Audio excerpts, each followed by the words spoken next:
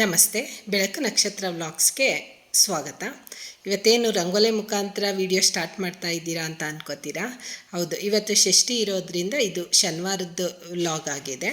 ಹಾಗಾಗಿ ಬೆಳಿಗ್ಗೆನೇ ಎದ್ದು ರಂಗೋಲೆ ಎಲ್ಲ ಹಾಕಿ ಸ್ನಾನ ಎಲ್ಲ ಮಾಡಿ ಪೂಜೆಗೆ ರೆಡಿ ಮಾಡ್ಕೋತಾ ಇದ್ದೆ. ಹಾಗಾಗಿ ಬೆಳಿಗ್ಗೆನೇ ಸ್ಟಾರ್ಟ್ ಮಾಡ್ಕೊಂಡಿದ್ದೀನಿ ನಾನು ಇವತ್ತು ವೀಡಿಯೋಸ್ನ. ನೀವೇನಾದರೂ ನನ್ನ ಚಾನಲ್ಗೆ ಹೊಸಬ್ರಾಗಿದ್ದರೆ ಪ್ಲೀಸ್ ಸಬ್ಸ್ಕ್ರೈಬ್ ಮಾಡಿಕೊಂಡು ವೀಡಿಯೋಸ್ನ ನೋಡಿ. ಆದಷ್ಟು ಫ್ರೆಂಡ್ ಆ್ಯಂಡ್ ಫ್ಯಾಮಿಲಿಗೂ ಶೇರ್ ಮಾಡಿ, ಮತ್ತು ಏನೇ ಇದ್ರೂ ಕಮೆಂಟ್ ಮಾಡಿ ಹೇಗಿತ್ತು ವೀಡಿಯೋಸು ಅಂತ. ಆನಂತರ ಈಗ ಮನೆಯಲ್ಲಿರೋ ಫೋಟೋಗಳಿಗೆಲ್ಲ ರೆಡಿ ಮಾಡಿಕೊಂಡು ಪೂಜೆ ಎಲ್ಲ ಮಾಡಿಕೊಂಡು ನಾನು ಉತ್ತಕ್ಕೆ ಪೂಜೆ ತನಿ ಎರಿಬೇಕು. ಹಾಗಾಗಿ ಅಲ್ಲಿಗೆ ಹೋಗೋದಕ್ಕೆ ರೆಡಿ ಆಗ್ತಾಯಿದ್ದೆ. ಪೂಜೆ ಸಾಮಾನೆಲ್ಲ ಇಟ್ಕೋತಾ ಇದ್ದೆ. ಹೊಸ್ಲು ಪೂಜೆ ಎಲ್ಲ ಆಗಿದೆ, ಆದರೂ ಎಷ್ಟೇ ಬೇಗ ಇದ್ರೂ ಲೇಟ್ ಆಗೋಗ್ಬಿಡುತ್ತೆ. ಆನಂತರ ಈಗ ಪೂಜೆ ಸಾಮಾನೆಲ್ಲ ಇಟ್ಕೋತಾ ಇದ್ದೆ. ನಮ್ಮನೆ ಕಡೆ ಇಲ್ಲಿ ತಂಬಿಟ್ಟು ಮತ್ತು ಎಳ್ಳುಂದು ಎಲ್ಲ ಮಾಡೋದು ಅಭ್ಯಾಸ ಇಲ್ಲ. ನಮ್ಮ ಅತ್ತೆ ಯಾರೂ ಮಾಡ್ತಾ ಇರಲಿಲ್ಲ. ಹಾಗಾಗಿ ಪೂಜೆ ಸಾಮಾನು ಮತ್ತು ಹಾಲು ತುಪ್ಪ ಇಷ್ಟನ್ನ ತಗೊಂಡೋಗ್ಬಿಟ್ಟು ಪೂಜೆ ಮಾಡೋದು ರೂಢಿಯಲ್ಲಿದೆ. ಹಾಗಾಗಿ ಇಷ್ಟು ಸಾಮಗ್ರಿಗಳನ್ನ ತಗೊಂಡೋಗ್ಬಿಟ್ಟು ಪೂಜೆಗೆ ಹೋಗ್ತಾ ಇದ್ದೆ.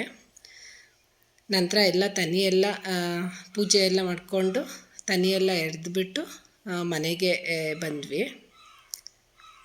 ತುಂಬಾ ಅಂದರೆ ಬೇಗ ಹೋಗಿದ್ರೆ ಅಷ್ಟು ರಶ್ ಇರ್ತಾ ಇರಲಿಲ್ಲ. ಲೇಟಾಗಿರೋ ಕಾರಣ ಸ್ವಲ್ಪ ರಶ್ಶೇ ಇತ್ತು.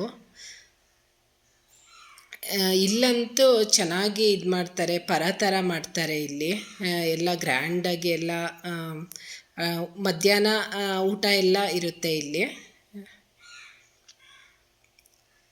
ಪೂಜೆ ಎಲ್ಲ ಮುಗಿಸಿ ತನಿಯೆಲ್ಲ ಎರ್ಕೊಂಡು ಈಗ ಮನೆಗೆ ಬಂದ್ವಿ. ಇಲ್ಲಿ ಈ ಕಡೆ ಎಲ್ಲರೂ ಷಷ್ಠಿ ದಿನ ಕಿಚಡಿ ಮತ್ತು ಕೂಟ್ ಅಂತ ಮಾಡ್ತಾರೆ. ಎಲ್ಲ ತರಕಾರಿಗಳನ್ನೂ ಹಾಕ್ಬಿಟ್ಟು ಕೂಟ್ ಅಂತ ಮಾಡ್ತಾರೆ. ಅದು ಮತ್ತು ವಡೆ ಪಾಯಸ ಕಂಪಲ್ಸರಿ ಎಲ್ಲರ ಮನೆಯಲ್ಲೂ ಇರುತ್ತೆ. ಈಗ ನಾನು ಮೊದಲನೇದಾಗಿ ಪಾಯಸ ಮಾಡ್ಕೋತಾ ಇದ್ದೀನಿ. ಆಲ್ರೆಡಿ ನಾನು ಹೆಸ್ರುಬೇಳೆ ಪಾಯಸ ತೋರಿಸಿದ್ದೀನಿ ನಾನು ನಿಮಗೆ. ಅವತ್ತಿನ ದಿನ ಹೆಸ್ರುಬೇಳೆನ ಕುಕ್ಕರಲ್ಲಿ ಕೂಗಿಸ್ಬಿಟ್ಟು ಮಾಡಿದೆ. ಈಗ ನಾನು ಮಿಕ್ಸಿ ಜಾರ್ಗೆ ಹೆಸ್ರುಬೇಳೆನ ಹಾಕ್ಕೊಂಡು ಆಡಿಸ್ಕೊಂಡು ಹೇಗೆ ಮಾಡೋದು ಅಂತ ತೋರಿಸ್ತಾ ಇದ್ದೀನಿ. ಈಗ ರೆಸಿಪಿನ ಶೇರ್ ಮಾಡ್ತಾ ಇದ್ದೀನಿ. ಈಗ ನಾನು 1 ಕಪ್ಪಷ್ಟು ಹೆಸ್ರುಬೇಳೆ ತೊಗೊಂಡಿದ್ದೀನಿ. ನಂತರ 1-2 ಸ್ಪೂನಷ್ಟು ಕಡಲೆಬೇಳೆ. ಏಕೆಂದರೆ ಹೆಸ್ರುಬೇಳೆ ಒಂದರಲ್ಲೇ ಪಾಯಸ ಮಾಡಬಾರ್ದು ಹಬ್ಬಗಳಲ್ಲಿ ಅಂತ ಅಂತಾರೆ. ಹಾಗಾಗಿ ಕಡಲೆಬೇಳೆನೂ ಹಾಕ್ಕೊಂಡು ಹುರ್ಕೋಬೇಕಾಗುತ್ತೆ. ಅದು ಕೆಂಪು ಕಲರ್ ಆಗೋವರೆಗೂ ಹುರ್ಕೊಂಡು ಮಿಕ್ಸಿ ಜಾರ್ಗೆ ಹಾಕ್ಕೋಬೇಕಾಗುತ್ತೆ. ಈಗ ಹುರಿದಿದ್ದಾಗಿದೆ. ಈಗ ಮಿಕ್ಸಿ ಜಾರ್ಗೆ ಹಾಕ್ಕೋತಾ ಇದ್ದೀನಿ. ಇದು ಸೇಮ್ ಹಾಗೇ ನಾನು ಲಾಗಲ್ಲಿ ಹೆಸ್ರುಬೇಳೆ ಪಾಯಸ ಮಾಡಿದ್ನಲ್ಲ ಅದೇ ರೀತಿ, ಆದರೆ ಆಡಿಸೋದೊಂದು ಎಕ್ಸ್ಟ್ರಾ ಆಗುತ್ತೆ ಅಷ್ಟೇ. ಈ ರೀತಿಯೂ ಮಾಡ್ಬೋದು, ಆ ರೀತಿಯೂ ಮಾಡ್ಬೋದು. ಈಗ ಇದು ಆರಿದಾದ್ಮೇಲೆ ಮಿಕ್ಸಿ ಜಾರ್ಗೆ ಹಾಕ್ಕೋಬೇಕಾಗುತ್ತೆ. ಈಗ ಒಂದು ಮಿಕ್ಸಿ ಜಾರ್ ತೊಗೊಂಡು ಅದಕ್ಕೆ ಹುರಿದಿರೋ ಕಾಳುಗಳೆಲ್ಲ ಹಾಕ್ಕೋತಾ ಇದ್ದೀನಿ.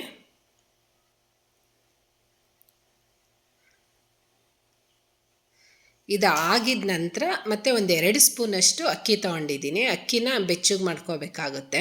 ಅದೇ ಪಾತ್ರೆಯಲ್ಲಿ ಬೆಚ್ಚಗೆ ಮಾಡಿಕೊಂಡು ಇದನ್ನು ಸುದಾ ಮಿಕ್ಸಿ ಜಾರ್ಗೆ ಹಾಕ್ಕೋತೀನಿ.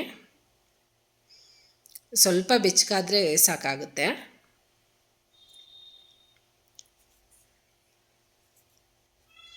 ಈಗೆಲ್ಲ ಅಕ್ಕಿ ಎಲ್ಲ ಹುರಿದಿದ್ದಾಗಿದೆ. ಈ ಅಕ್ಕಿನೂ ಸುದಾ ಮಿಕ್ಸಿ ಜಾರ್ಗೆ ಹಾಕ್ಕೋತೀನಿ.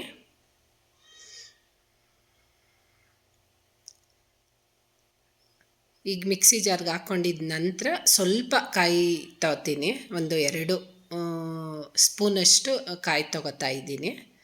ತೀರಾ ಜಾಸ್ತಿ ಹಾಕ್ಕೋಬಾರ್ದು. ಈಗ ತಗೊಂಡಿದ್ದಾಗಿದೆ. ಈಗ ರುಬ್ಕೊಂಡು ಬರಬೇಕಾಗುತ್ತೆ. ನೀವು ಪೌಡರ್ ಆದರೂ ಮಾಡ್ಕೊಳ್ಳಿ ಅಥವಾ ನೀರು ಹಾಕ್ಕೊಂಡು ರುಬ್ಬೋದಕ್ಕಾದರೂ ರುಬ್ಕೊಳ್ಳಿ. ಆದಷ್ಟು ನೈಸಾಗಿ ರುಬ್ಕೋಬೇಕಾಗುತ್ತೆ. ಈಗ ರುಬ್ಬಿದ್ದಾಗಿದೆ. ಈ ರೀತಿ ರುಬ್ಕೊಂಡಿದ್ದಾಗಿದೆ. ನಂತರ ಈಗ ಒಲೆ ಮೇಲೆ ಈಗ ನಾನು ಒಂದು ಪಾತ್ರೆ ಇಟ್ಕೊಂಡಿದ್ದೀನಿ. ಆ ಪಾತ್ರೆಗೆ ಸ್ವಲ್ಪ ನೀರು ಹಾಕ್ಕೋತಾ ಇದ್ದೀನಿ. ಈಗ ಹೆಸ್ರು ಬೇಳೆಗೆ ಎಷ್ಟು ಬೇಕೋ ಅಷ್ಟು ಬೆಲ್ಲ ಹಾಕ್ಕೊಂಡು ಕರಗಿಸ್ಕೋಬೇಕಾಗುತ್ತೆ. ಯಾಕಂದರೆ ಈ ರೀತಿ ಕರಗಿಸ್ಕೊಂಡು ಸೋಸಿ ಇಟ್ಕೋಬೇಕಾಗುತ್ತೆ. ಕಸ ಅಥವಾ ಕಲ್ಲು ಏನಾದರೂ ಇದ್ರೂ ನೀಟಾಗಿ ಗಲೀಜೆಲ್ಲ ತೆಗಿಬೋದು.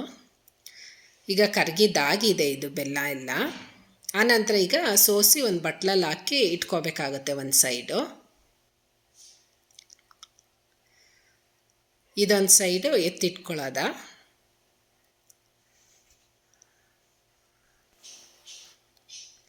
ಈಗ ನಾನು ಒಂದು ಪಾತ್ರೆ ಇಟ್ಕೊಂಡಿದ್ದೀನಿ. ಆ ಪಾತ್ರೆಗೆ ಹೆಸರುಬೇಳೆ ಹುರ್ಕೊಂಡಿದ್ವಲ್ಲ ಅದನ್ನು ಹಾಕ್ಕೋಬೇಕಾಗುತ್ತೆ. ಅದು ಹಾಕ್ಕೊಂಡಿದ ನಂತರ ನೀರು ಹಾಕ್ಕೊಂಡು ಮಿಕ್ಸ್ ಮಾಡ್ಕೋಬೇಕಾಗುತ್ತೆ. ಇಲ್ಲ ಅಂದರೆ ಗಂಟು ರೀತಿ ಆಗಿಬಿಡುತ್ತೆ. ನಾನೊಂದು 2 ಸೆಕೆಂಡ್ ಅದೇನಕ್ಕೋ ಈ ಕಡೆ ಸೈಡ್ ಹೋದೆ, ಆಗಲೇ ಫುಲ್ ಗಂಟು ಥರ ಆಗಿಬಿಟ್ಟಿತ್ತು. ಅದನ್ನೆಲ್ಲ ನಿಧಾನವಾಗಿ ಒಡ್ಕೋಬೇಕಾಗುತ್ತೆ. ಈಗೆಲ್ಲ ನೀಟಾಗಿ ಆಗಿದೆ. ಈಗ ಬೆಲ್ಲ ಕರಗಿಸಿದ್ನಲ್ಲ ಆ ಬೆಲ್ಲದ ನೀರನ್ನ ಹಾಕ್ಕೊಂಡು ಹಾಗೆ ಕೈ ಆಡಿಸ್ತಾ ಇರಬೇಕು. ಈಗ ಇದು ಒಂದು ಸೈಡು ಪಕ್ಕದ ಸ್ಟವ್ಗೆ ಎತ್ತಿಟ್ಕೊಂಡು ಆನಂತರ ನಾನು ಇನ್ನೊಂದು ಬಾಣಲಿ ಇಟ್ಕೊಂಡು ಅದಕ್ಕೆ ಒಂದು 2 ಸ್ಪೂನಷ್ಟು ತುಪ್ಪ ಹಾಕ್ಕೋತಾ ಇದ್ದೀನಿ. ಆ ತುಪ್ಪಕ್ಕೆ ದ್ರಾಕ್ಷಿ ಗೋಡಂಬಿ ಹಾಕ್ಕೊಂಡು ಹುರ್ಕೋಬೇಕಾಗುತ್ತೆ. ಈ ದ್ರಾಕ್ಷಿ ಗೋಡಂಬಿ ಹುರಿದಿದ ನಂತರ ಒಂದು ಪ್ಲೇಟ್ಗೆ ಎತ್ತಿಟ್ಕೋಬೇಕು.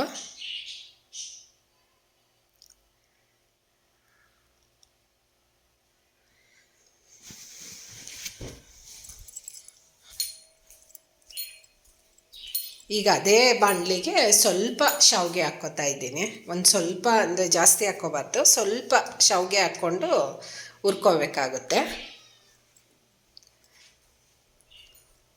ಈಗ ಹುರಿದಿದ್ದಾಗಿದೆ ಇದು. ಈಗ ಪಾಯಸ ರೆಡಿ ಆಯ್ತಲ್ಲ, ಅದಕ್ಕೆ ಆ ಶಾವಿಗೆನ ಹಾಕ್ಕೋತಾ ಇದ್ದೀನಿ. ಹಾಕ್ಕೊಂಡು ಒಂದು 5 ನಿಮಿಷ ಕುದಿಸ್ಕೊಂಡ್ರೆ ಸಾಕಾಗುತ್ತೆ. ಜಾಸ್ತಿ ಏನು ಕುದಿಸೋ ಅವಶ್ಯಕತೆ ಇಲ್ಲ. ಯಾಕಂದರೆ ಆಲ್ರೆಡಿ ನಾವು ತುಪ್ಪದಲ್ಲಿ ಹುರಿದಿರೋದ್ರಿಂದ ಸ್ವಲ್ಪ ಕುದಿಸ್ಕೊಂಡ್ರೆ ಸಾಕಾಗುತ್ತೆ. ಈಗ ದ್ರಾಕ್ಷಿ ಗೋಡಂಬಿನೂ ಹಾಕ್ಕೊಂಡು ಮಿಕ್ಸ್ ಮಾಡ್ಕೋತಾ ಇದ್ದೀನಿ. ಈಗ ಪಾಯಸ ರೆಡಿಯಾಗಿದೆ. ಆನಂತರ ನಾನು ಆಗಲೇ ಹೇಳ್ದಾಗೆ ಇಲ್ಲಿ ಕಿಚಡಿ ಮಾಡಲೇಬೇಕು, ಕಿಚಡಿ ಕೂಟ್ ಅಂತ. ನಾನು ಆ ರೆಸಿಪಿನ ನೆಕ್ಸ್ಟ್ ವ್ಲಾಗಲ್ಲಿ ತೋರಿಸ್ತೀನಿ, ಇಲ್ಲಾಂದರೆ ಲಾಂಗ್ ಆಗಿಬಿಡುತ್ತೆ. ಈಗ ಕೂಟೂ ರೆಡಿಯಾಗಿದೆ.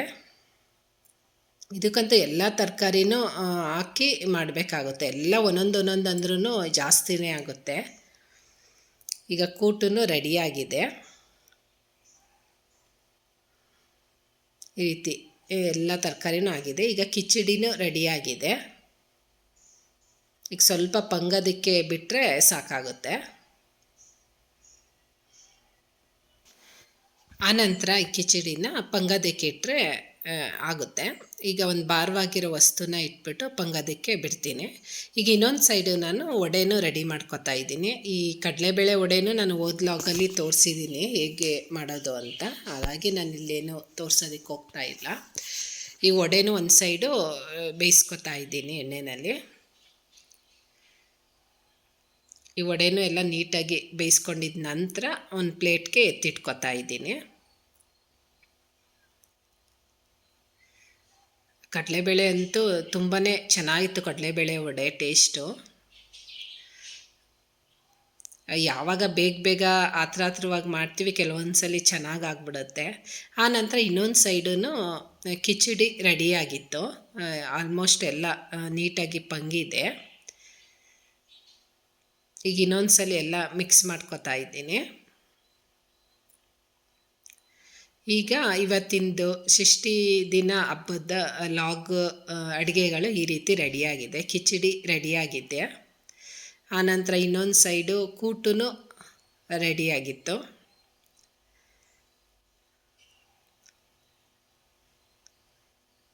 ನಂತರ ಪಕ್ಕದಲ್ಲಿ ಪಾಯಸ. ಇದೊಂದು ಸ್ವಲ್ಪ ಆರಿದ ಮೇಲೆ ಗಟ್ಟಿ ಆಗಿಬಿಡ್ತು. ಇನ್ನೊಂದು ಸ್ವಲ್ಪ ಹಾಲು ಹಾಕ್ಬಿಟ್ಟು ರೆಡಿ ಮಾಡಿಕೊಂಡೆ ನಾನು, ಯಾಕಂದರೆ ಶಾವಿಗೆ ಸ್ವಲ್ಪ ಜಾಸ್ತಿ ಆಯಿತು ಅಂತ ಅನಿಸುತ್ತೆ.